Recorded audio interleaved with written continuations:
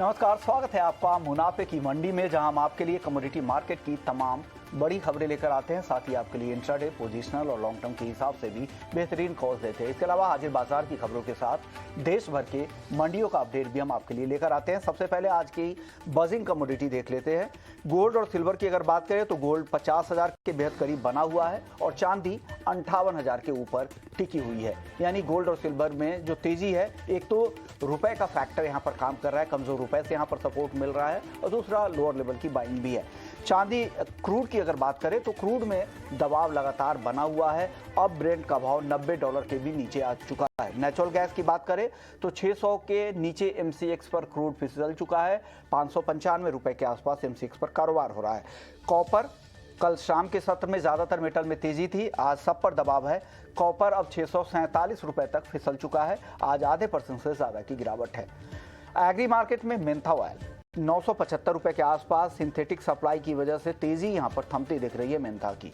Cotton, यहां पर हल्की तेजी है, या दायरे में कह सकते हैं 32,600 के आसपास अक्टूबर का वायदा ट्रेड कर रहा है। हल्दी अनुमान से ज्यादा उत्पादन है, 7,100 रुपए के आसपास। जीरा कम सप्लाई, 25,000 के ऊपर वापस से आ गया है भाव। और धनिया में भी आज तेजी है, 10,600 रुपए के ऊपर। तो ये कुछ बड़ी खबरें जिन पर आपको नजर रखनी चाहिए। लेकिन सबसे पहले आज हम बुलेटिन की शुरुआत करेंगे रुपए की, और रुपए पर बात करने के लिए हमारे साथ तपीश पांडे हैं एसएमसी ग्लोबल से। रुपए ने आज फिर से नया रिकॉर्ड निचला स्तर बना दिया। 81 रुपए 23 पैसे के नए निचले स्तर पर डॉलर के मुकाबले पहुंच गया।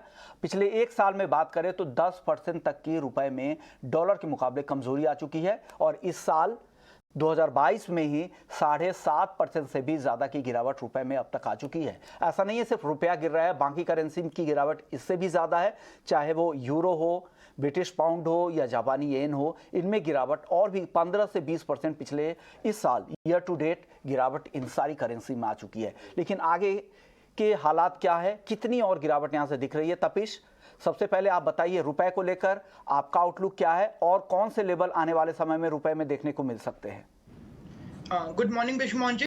Good morning sir. अभी 75 बेसिस पॉइंट का एफएमसी ने जो रेट हाइक किया, उसके बाद उनके जो स्टैंड थे बहुत ज्यादा एग्रेसिव थे, जो हम यहाँ पे न्यूट्रल एग्रेसिव एक्सपेक्ट कर रहे थे, बट काफी ज्यादा हॉकिश स्टैंड अभी मेंटेन कर रहे हैं।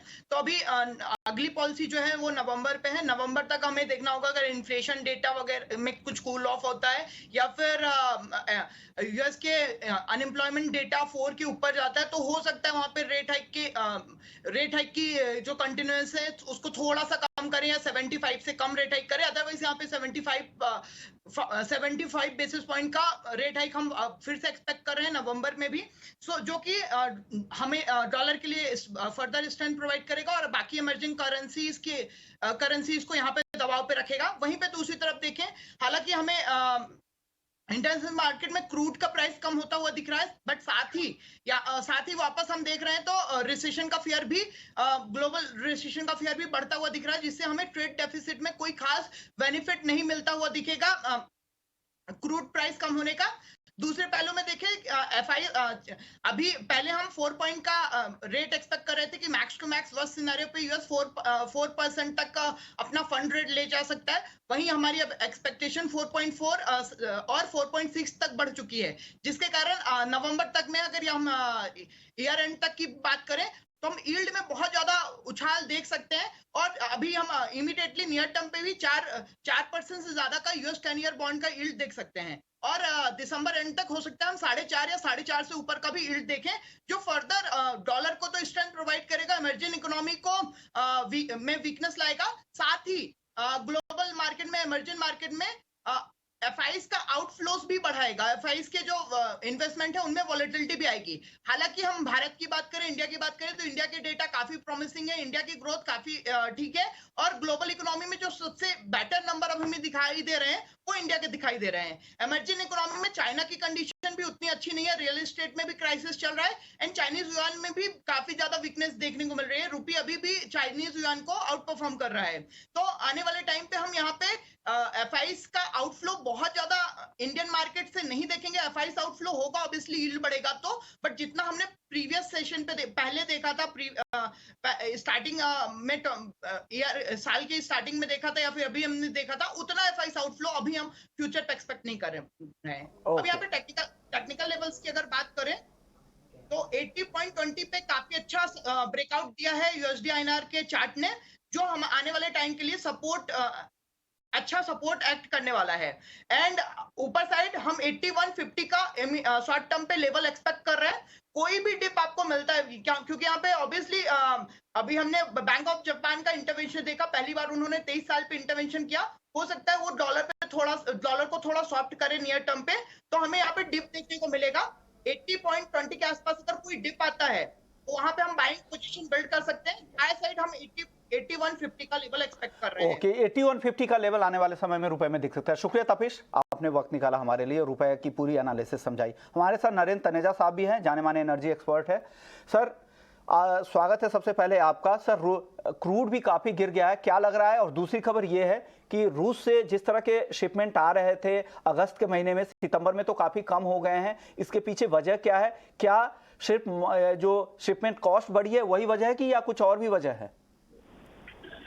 नहीं, देखिए, जहां तक रूस के तेल की बात है, हमने रूस से हमारी कंपनियों ने जो शुरू किया उसकी वजह ये थी कि उन्होंने काफी एक डीप डिस्काउंट ऑफर किया था जो लगभग 30 से 35 डॉलर तक भी था।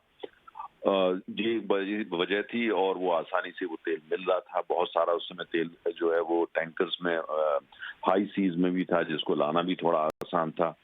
तो भारत ने उसका फायदा उठाया, चूंकि वो सिंपल इकोनॉमिक्स थी, उसमें कोई ऐसा नहीं था कि रूस के लिए कोई बहुत प्रेम उभर रहा था इसलिए लिया जा रहा था। इकोनॉमिक्स था, सस्ता पड़ रहा था, अच्छा पड़ रहा था, तो उसको लिया जा रहा था। अब जो है ये रूस का जो भाड़ा जो है, क्योंकि फ्रेट और इंश्योरेंस दोनों की कीमतें बढ़ गई हैं। भाड़ा बढ़ गया है क्योंकि ज्यादातर टैंकर पश्चिम के हैं और जो बीमा है ज्यादातर कंपनियां वो स्कैंडिनेविया की या इंग्लैंड की हैं। अगर हम इन दोनों को देखते हैं और जो तेल की जो डिस्काउंट वो दे रहे हैं, तीनों चीजों को मिला करके देखते हैं तो ये फिर अर्थशास्त्र जो है वो बहुत ज्यादा फेवरेबल नहीं होता। तमाम सारा रूसी तेल जो है वो पूरब के तट से आता है और वहां से हमारी रिफाइनरीज तक पहुंचते पहुंचते जहाज को 28 से 30 दिन का समय लगता है। मतलब जो भाड़ा जो है वो प्रतिदिन से काउंट किया जाता है और इंश्योरेंस की कॉस्ट उसी हिसाब से बढ़ जाती है। इसीलिए आपने देखा कि थोड़ा सा वॉल्यूम कम हुआ है और हो सकता है कि आने वाले महीने में जो रूसी तेल की जो हिस्सेदारी है रिफाइनर्स के बास्केट के अंदर वो और थोड़ा कम हो जाए।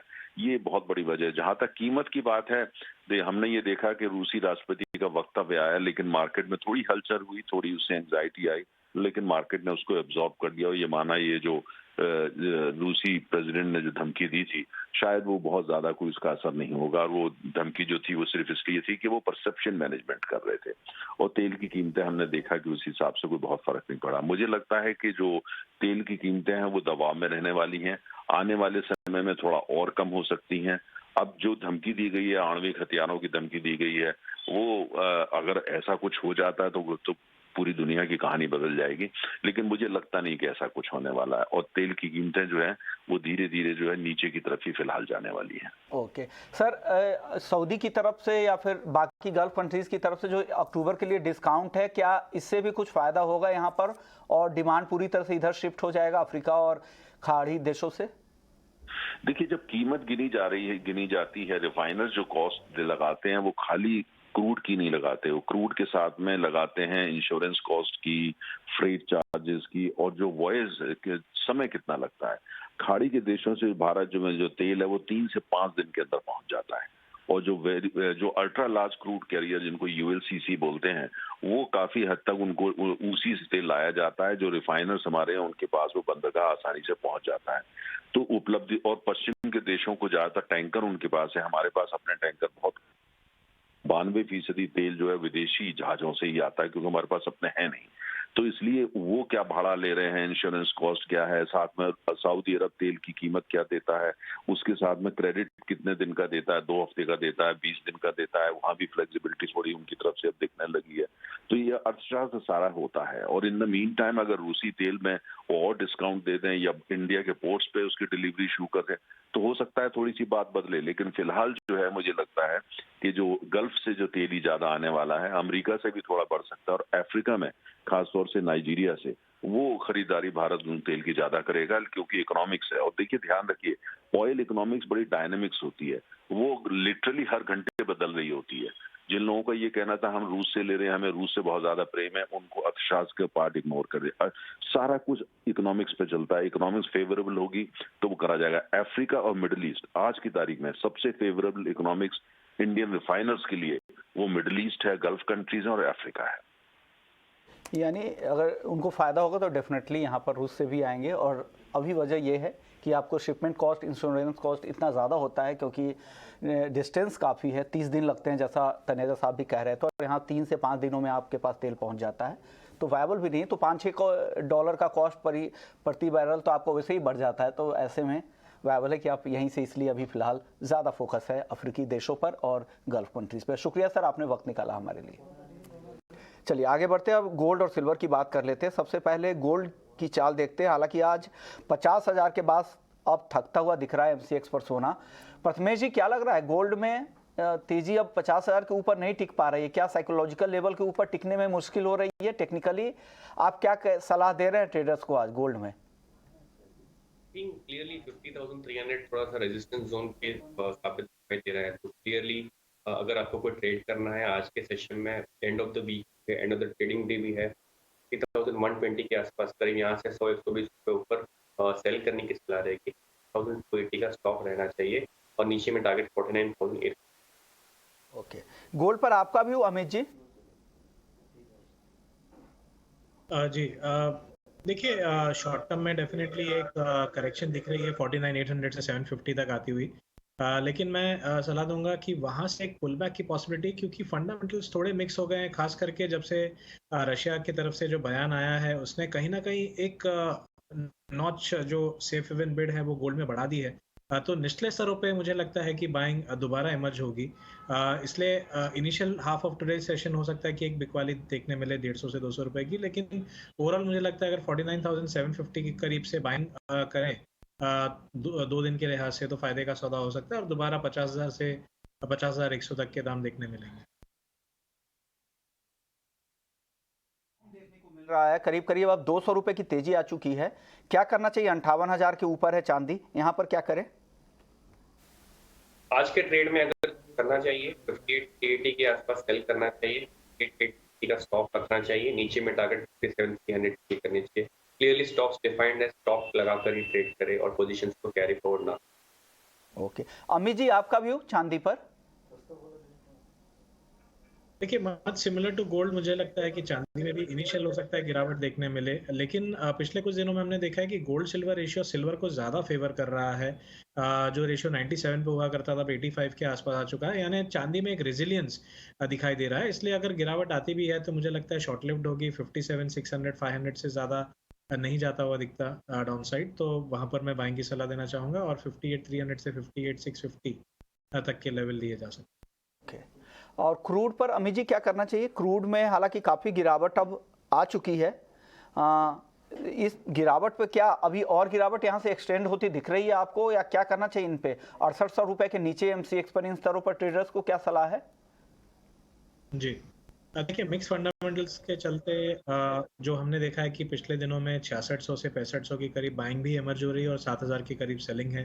क्योंकि हम lower and of the range के करीब जा रहे हैं, मैं समझता हूं कि यहाँ पर बिग वाली के लिए शॉर्ट टर्म के लिए रिस्क रिवॉर्ड फेवरेबल नहीं है, इसलिए 6830 के करीब बाइंग की सलाह देना चाहूँगा 6650 के स्टॉप के साथ। और मेरा मानना है कि 6850 से 80 के लेवल दोबारा देखने मिल जाएंगे। प्रथमेश जी, क्रूड में आपके पास कोई ऑप्शंस की स्ट्रेटजी है क्या आज?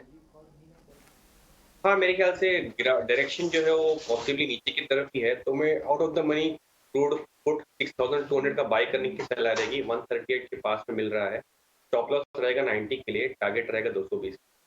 ओके, और फ्यूचर्स में क्या कर रहे हैं? फ्यूचर्स में क्या सलाह दे रहे हैं? किस लेवल्स पे बिकवाली करे अगर पुट खरीदारी की सलाह दे रहे हैं तो? फ्यूचर्स में मेरे ख्याल से उछाल पे सेल करने की सलाह होगी। 6781 चल रहा है फिलहाल, 6835 के आसपास सेल करने की सलाह रहेगी। 6910 का स्टॉप रहेगा, नीचे में टारगेट 6680 के लिए रहेगा। ओके, क्रूड के अलावा एनजी में प्रथमेश जी कुछ ऑप्शंस की स्ट्रेटजी आपके पास? Out of the money put buy करने की सलाह रहेगी। 570 का स्ट्राइक रहेगा, 31 रुपीज में मिल रहा है ये, स्टॉप लॉस 25 रुपीज का रहेगा, ऊपर में टारगेट 25 के लिए रहेगा, 45 के लिए रहेंगे। ओके, यानी क्रूड और एनजी दोनों के पुट ऑप्शंस बाई करने की सलाह है। क्रूड के 6200 स्ट्राइक की आपको पुट ऑप्शन खरीदनी है 138 रुपए में, स्टॉप लॉस लगाना है 90 का 220 के टारगेट के लिए क्रूड के पुट ऑप्शन की खरीदारी। ये 6200 की पी काफ़ी नीचे की है, ये सही है क्या? 6200 स्ट्राइक की खरीदने की सलाह देंगे? हाँ जी, 6200 अगर आप, क्या है ना, ट्रेंडिंग मार्केट होता है में, अगर आपको out of the money put buy करने की अगर किया जाए तो आपको थोड़ा सस्ता मिलता है in comparison to at the money put, इसलिए 6200 थोड़ा सा deep out of the money है यहाँ पे बाय करने की। गैस 570 के स्ट्राइक की, अभी 595 के आसपास है नेचुरल गैस, 570 के स्ट्राइक की पुट खरीदें 31 रुपए पे, 25 रुपए का 25 का जो प्रीमियम का स्टॉप लॉस लगा ले और टारगेट यहाँ पर 45 रुपए तक प्रीमियम का भाव जा सकता है। तो 570 अभी 588 आ गया है, इवन गिरावट बढ़ती जा रही है नेचुरल गैस में। नेचुरल गैस पर आपकी राय क्या होगी? अमित जी, आप सहमत है? आपको भी लग रहा है कि गिरावट आएगी, पुट खरीदारी की सलाह दे रहे हैं प्रथमेश जी? जी, मैं सहमत हूँ इस चीज़ से। मुझे भी लगता है कि 570 फ्यूचर्स में प्राइस दिख सकती है, तो उसके चलते पुट लेना बेहतर स्ट्रैटेजी होनी चाहिए। दोनों ही जानकारों को लग रहा है नेचुरल गैस में कि यहाँ पर बिकवाली आ सकती है, लेकिन जो लेवल्स है उनमें स्टॉप लॉस का भी ध्यान रखें। अमित जी, अब बेस मेटल्स में क्या करें? कल शाम के सत्र में अच्छी तेजी देखने को मिल रही थी, अब वापस से सब में अब गिरावट आ रही है धीरे धीरे। आपकी कोई टॉपिक, दो टॉपिक है क्या बेस मेटल्स में अमित जी आज? जी, मेरा मानना है कि कॉपर और एल्यूमिनियम दोनों में बिकवाली करके चल सकते हैं। जहाँ तक फेडरल रिजर्व का सवाल है, उन्होंने यूएस जीडीपी का जो फोरकास्ट है ड्रास्टिकली कम किया है, जिसके बाद जिसके बाद प्रेशर बनता हुआ दिखा। और सेकेंडली डॉलर इंडेक्स के बढ़त के चलते इन जनरल मुझे लगता है कि बेस मेटल्स में कहीं ना कहीं बिकवाली का दबाव बना रहेगा। तो कॉपर में बिकवाली कर सकते हैं 650 पे, और एल्यूमिनियम में मेरा मानना है 197 के आसपास बिकवाली करके चला जा सकता है। ओके, कॉपर और एल्युमिनियम दो टॉपिक है अमित जी की तरफ से। कॉपर आपको बेचना है 650 रुपए में, 655 रुपए का यहाँ पर स्टॉप लॉस लगाना है और टारगेट है 640 का। एल्युमिनियम बेचना है, सितंबर का ही कॉन्ट्रैक्ट है, 197 पे बेचे, स्टॉप लॉस है 190। सर, स्टॉप लॉस आपका 197 ही है, कुछ और है? 197 तो आपकी स्टॉप लॉस में कुछ बदलाव करने होंगे सर? 199 का स्टॉप। ओके, ये कुछ टाइपो एरर है, 199 का स्टॉप लॉस मैं कर देता हूँ। 199 का स्टॉप लॉस आप ध्यान में रखिएगा और टारगेट 193 का है। चलिए, अब प्रथमेश, आपकी टॉपिक क्या होगी बेस मेटल्स में? बेस मेटल्स में कॉपर में कॉन्फिडेंस ज्यादा है कि नीचे का रुख रहेगा आज के सेशन में, और 653 के आसपास एंट्री रहेगा, 656 का स्टॉप रहेगा, नीचे में टारगेट 45 के लिए रहेगा।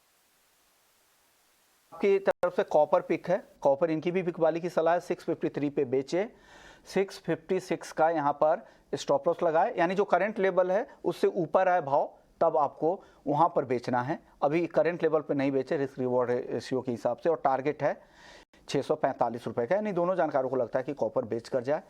नेचुरल गैस और कॉपर में इन दोनों की सिमिलर कॉल है। चलिए, अब बात कर लेते हैं एग्री मार्केट की। अमित जी, एग्री मार्केट में सबसे पहले स्पाइसेस की बात कर लेते हैं। यहाँ पर जीरा वापस से 25,000 रुपए के ऊपर आ गया है, धनिया में भी आज तेजी है, हालांकि हल्दी पर दबाव है। इन तीनों काउंटर में कहाँ आप खरीदारी या बिकवाली की सलाह दे रहे हैं? जी देखिए, जीरे में और हल्दी में विपरीत व्यू है, ऑपोजिट व्यूज है, और मुझे लगता है कि जीरे में पिछले दिनों अच्छी खासी एक करेक्शन हुई थी, जिसके बाद दोबारा तेजी पकड़ी है मार्केट ने, और इस तेजी में लगभग 26,800 से 27,000 तक के लेवल हमें 3 से 4 हफ्तों में देखने मिलेंगे, ऐसा मेरा मानना है। वहीं अगर मैं हल्दी की बात करूं तो अब भी दबाव बना हुआ है, फंडामेंटली फिलहाल वीक है, और मुझे लगता है कि 6,800 से 6,750 तक के दाम हमें हल्दी में आते हुए दिखेंगे। तो फिलहाल दोनों काउंटर्स में ऑपोजिट व्यू लेके चल सकते हैं। शुक्रिया अमित जी और प्रथमेश जी आप लोगों का। लेकिन अब इस